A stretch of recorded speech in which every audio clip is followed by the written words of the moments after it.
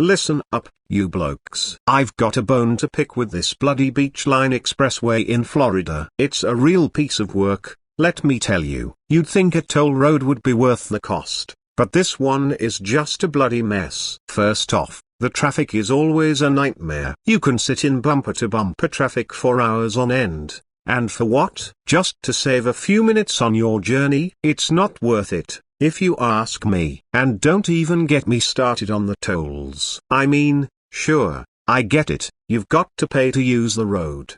But these tolls are just ridiculous. It's like they're trying to nickel and dime you for every little thing. And God forbid you don't have exact change or a sun pass, because then you're stuck in line forever while everyone else speeds by. But what really grinds my gears is the state of the road itself. I mean, it's supposed to be an expressway, right?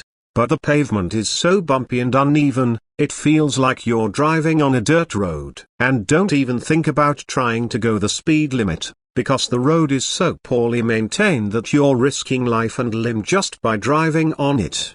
So, listen up, Florida. If you're going to charge people an arm and a leg to use a toll road, you better make sure it's worth it. The Beachline Expressway is a complete disaster, and something needs to be done about it. So, fix the damn road, lower the tolls, and maybe we'll all be a bit happier. Until then, I'll be avoiding it like the plague. The Beachline Expressway, also known as State Road 528, was first opened in 1967, as a way to connect Orlando with the coast. It was a monumental project, spanning over 23 miles and costing over $120 million to construct. But the road's history is not without controversy. It was built at the expense of numerous homes and businesses, many of which were owned by the African American community. The construction of the Beachline Expressway destroyed entire neighborhoods, displacing thousands of residents and businesses. Despite the toll it took on the community,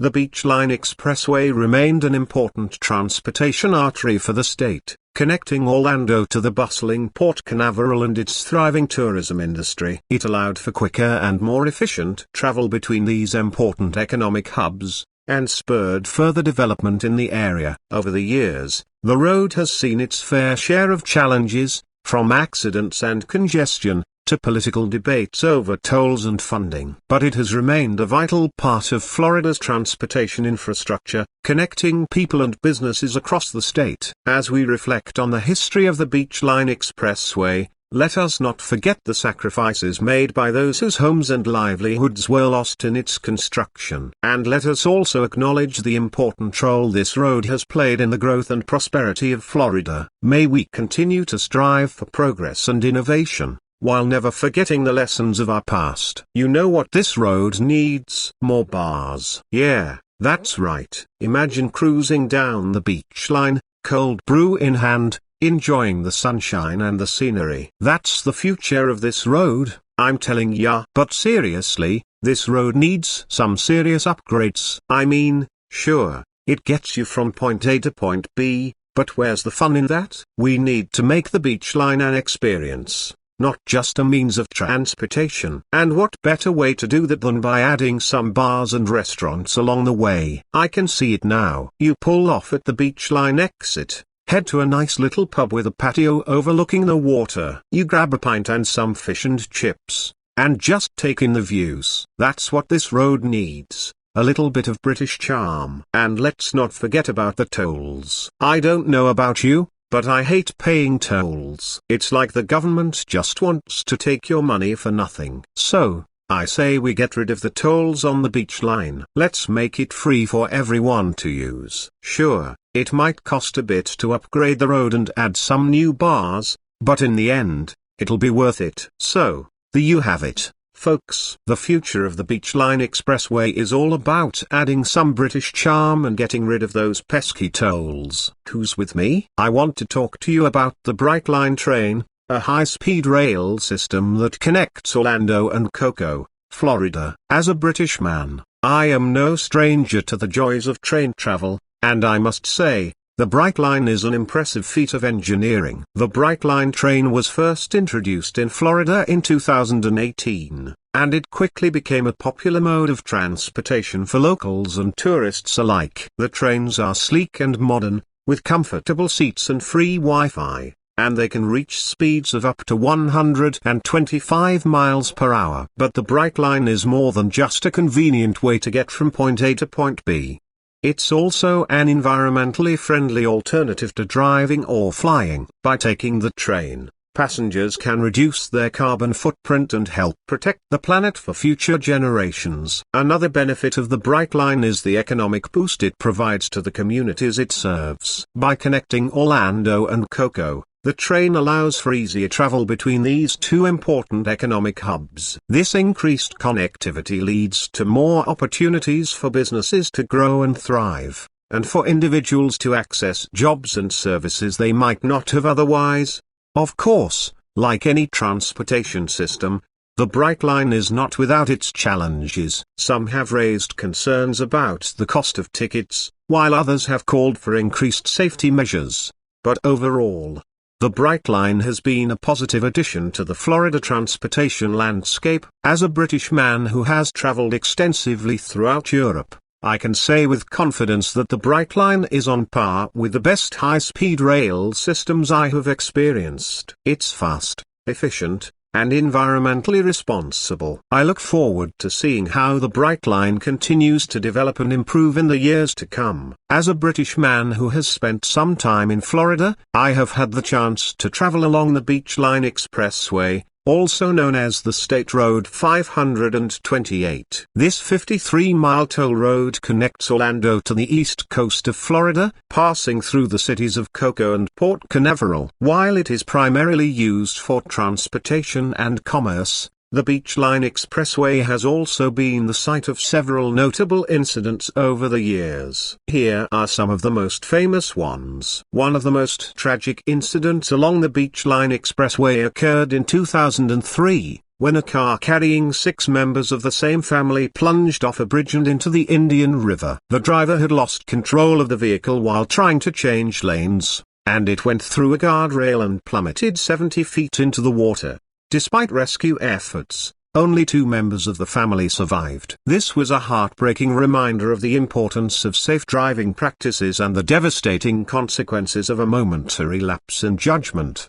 Another notable incident on the Beachline Expressway took place in 2010, when a small plane crashed onto the road near the Orlando International Airport. The pilot and passenger were both killed in the crash, and the wreckage caused a major traffic backup. It was later determined that the plane had experienced engine failure shortly after takeoff, leading to the tragic accident. This incident serves as a reminder of the inherent risks involved in aviation, and the importance of proper maintenance and training. In 2016, a truck carrying frozen chicken crashed on the Beachline Expressway, causing a massive traffic jam and leading to some rather surreal scenes. The chicken, which had been packaged in boxes, spilled out onto the road and began to thaw in the Florida heat. This led to a rather pungent odor and a rather unusual cleanup operation, as workers had to scoop up the defrosted poultry and dispose of it properly. While it may have been an inconvenience for drivers stuck in the traffic jam,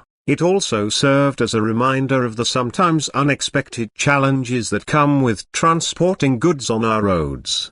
Finally, the Beachline Expressway has also been the site of some more light-hearted incidents, such as the annual Space Coast Marathon that takes place along the road. This event draws runners from all over the world, who tackle the challenging course that includes several bridges and overpasses. While it can be a grueling experience for the participants, it is also a celebration of human achievement and the beauty of Florida's coastline.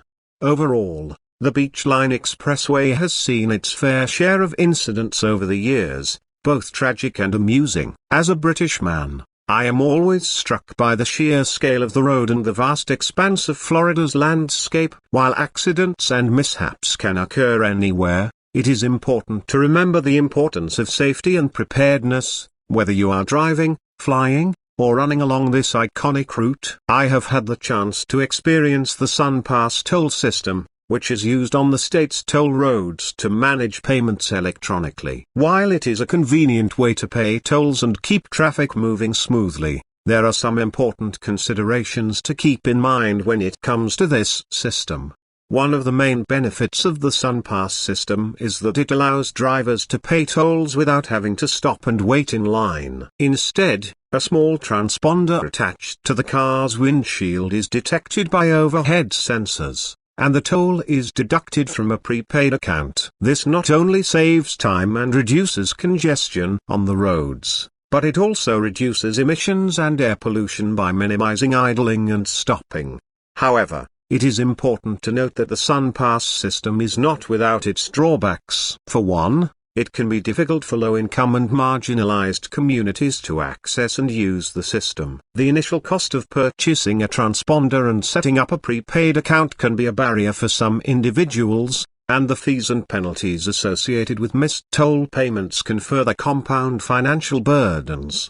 Furthermore, there have been concerns raised about the privacy and security of the SunPass system. Some have questioned the collection and storage of personal data associated with the transponder, such as location and travel patterns, and the potential for this data to be shared or sold to third parties. Others have raised concerns about the potential for hacking or cyber attacks on the system, which could compromise sensitive information and put drivers at risk.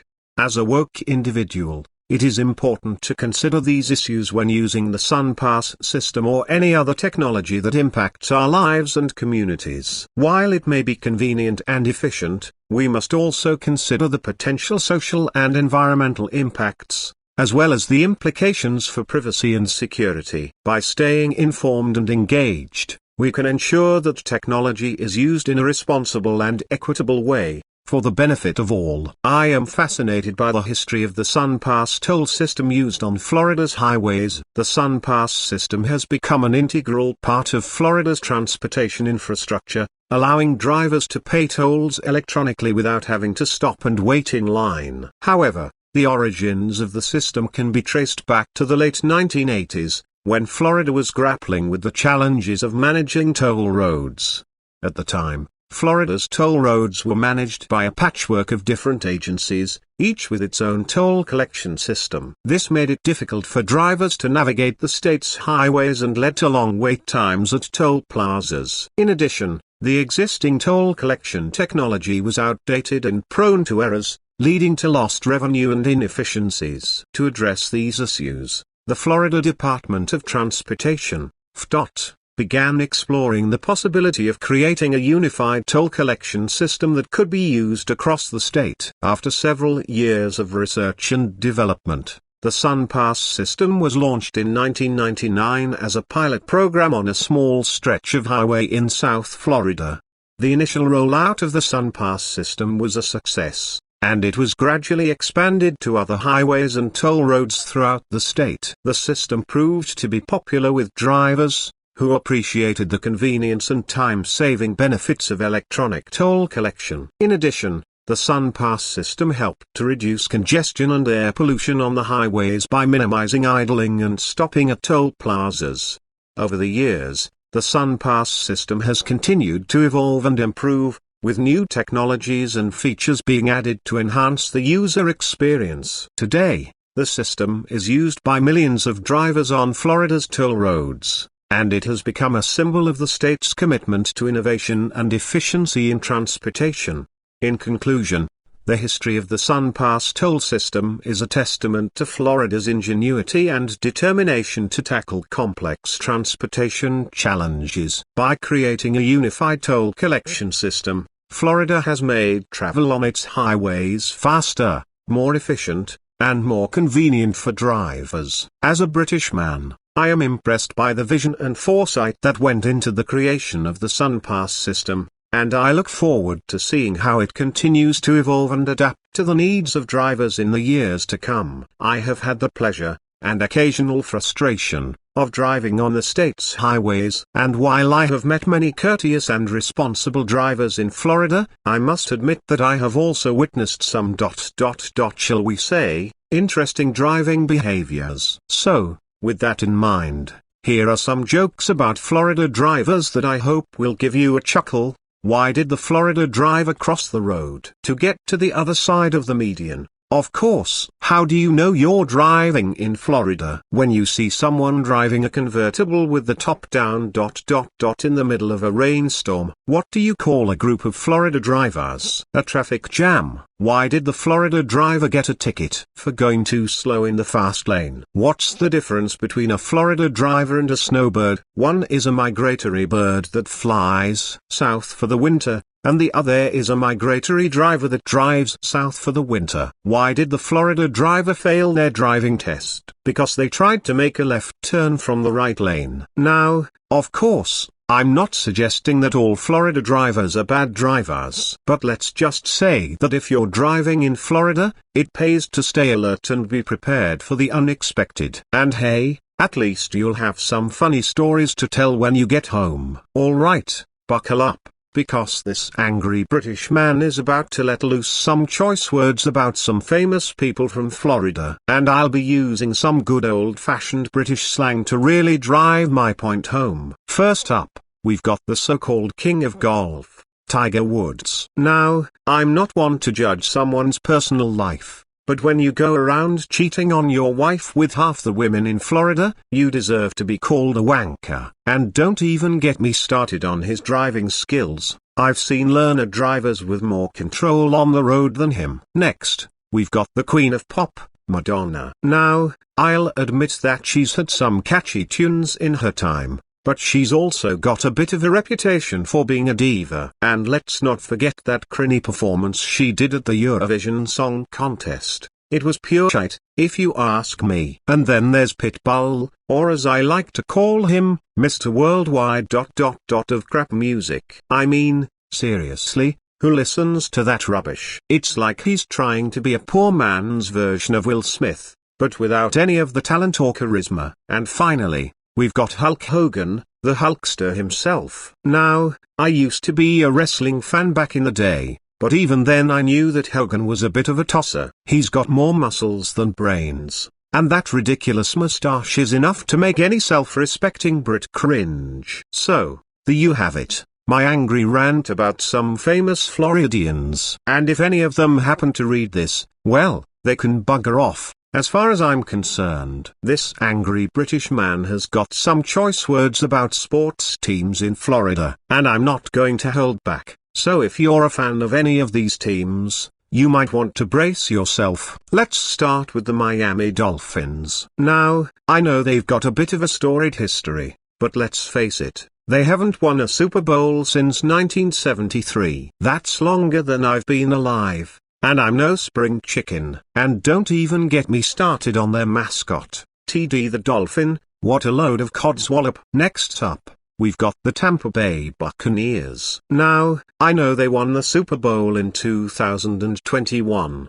but let's not forget that they had a pretty mediocre season before that. And let's be honest, the only reason Tom Brady joined the team is because he's got a soft spot for warm weather and pirate hats. And then there's the Florida Panthers, the state's only NHL team. I mean, who even cares about ice hockey in Florida? It's like trying to play cricket in the Arctic Circle. And let's not forget that they've only made the playoffs 6 times in their entire history. Talk about a bunch of losers. Finally, we've got the Miami Heat. Now, I know they've had some success in the past, but they're really just a bunch of overpaid prima donnas if you ask me. And don't even get me started on that ridiculous Big Three era. It was like watching a soap opera with a basketball thrown in.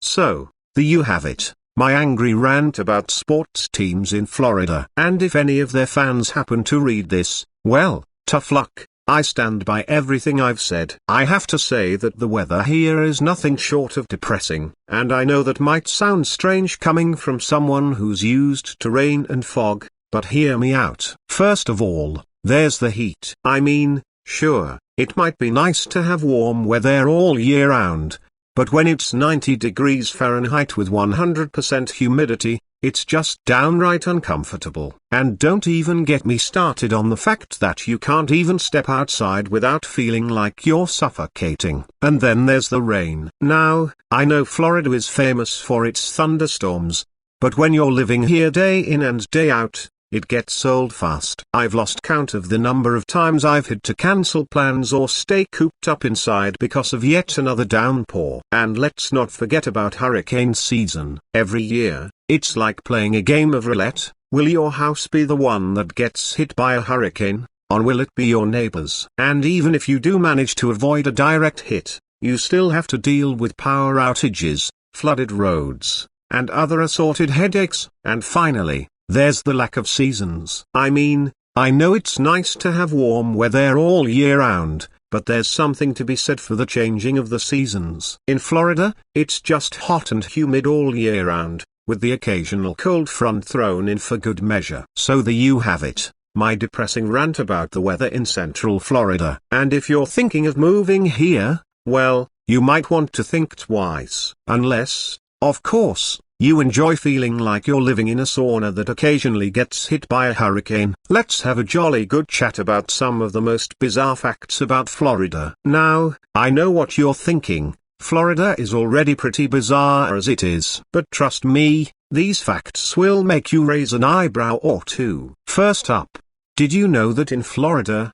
it's illegal to sing in a public place while wearing a swimsuit? I mean, what kind of madness is that? If I want to belt out a tune while wearing my swim trunks, who's to stop me? And speaking of strange laws, did you know that it's also illegal to skateboard without a license in Florida? I mean, I know skateboarding can be dangerous, but come on, a license? What's next? A license to ride a bicycle? Now, let's talk about animals. Florida is known for its abundance of alligators, but did you know that it's also home to pythons?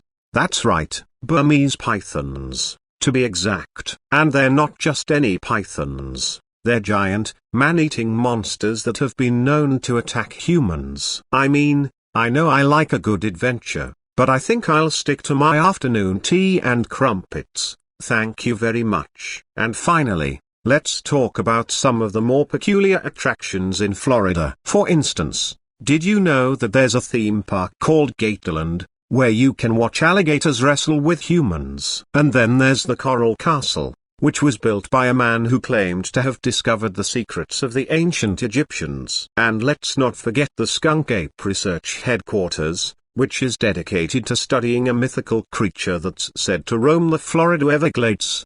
So there you have it, some of the most bizarre facts about Florida, as seen through the eyes of a very British man. And if you're ever feeling bored, just remember, there's always something strange and unusual to discover in the Sunshine State. As someone who's used to rain and fog, I have to say that Florida's weather can be quite a shock to the system. But that doesn't mean it's not fascinating to learn about. First up, let's talk about hurricanes. Florida is no stranger to these powerful storms, with Hurricane Andrew in 1992 and Hurricane Katrina in 2005 being two of the most devastating. Hurricane Andrew caused over $25 billion in damages and is still considered one of the costliest hurricanes in U.S. history. Hurricane Katrina, while not directly hitting Florida, caused massive flooding and damage to the state's Gulf Coast. And then there's the tornadoes. Florida may not be known for its tornadoes like the Midwest, but they do occur. One of the most infamous tornadoes in Florida's history was the 1998 Kissimmee tornado outbreak,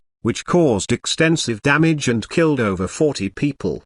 And let's not forget about the lightning. Florida is often referred to as the lightning capital of the U.S., with over 2,000 lightning strikes occurring in the state each year. In fact, Florida has the highest number of lightning-related deaths in the country. But it's not all doom and gloom when it comes to Florida's weather. There are also some fascinating natural phenomena to be found. For instance, did you know that Florida is home to the largest coral reef system in the continental U.S.? And then there's the bioluminescent algae found in some of Florida's waterways, which create a stunning glowing effect at night. So there you have it. A brief overview of some of the most famous weather events in Florida, as seen through the eyes of a very British man. While Florida's weather can be unpredictable and sometimes downright dangerous, it's also home to some truly amazing natural wonders. I have a bit of a confession to make. You see, I recently made a YouTube video where I may have said some rather unkind things about the lovely state of Florida, and for that, I must apologize. Now,